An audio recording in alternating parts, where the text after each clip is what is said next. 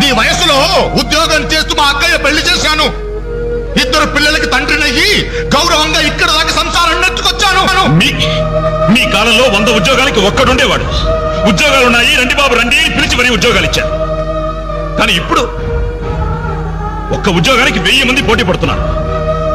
ఉద్యోగం ఇవ్వండి బాబు అని క్యూలో నిలబడితే కుక్కలు తరిమి కొడుతున్నారు. వారం రోజులు నీ చెల్లికి పెళ్లి పనులు చేయాలన్న జ్ఞానం ఉందా? నేనెందుకు చేయాలి? నేనెవరినైనా చేయాలి. కాబోయే బావగారిట్లో నన్ను పరిచయం చేసావా? ఏమని పరిచయం చేయమంటారు సార్ మిమ్మల్ని? నా కొడుకు గవర్నరు, నా కొడుకు కలెక్టర్ అని పరిచయం అంటారా? గవర్నరు కలెక్టర్ అయితేనే పరిచయం చేస్తావా? నీ కొడుకు నాకు ఆ మాత్రం విలువ. ఏ రోజు నువ్వు ఉద్యోగానికి వెళ్తావో ఆ రోజే నువ్వు నా కొడుకువి. నువ్వు నన్ను కనడం కంటే ఓ ఉద్యోగానికి కనుండాల్సింది.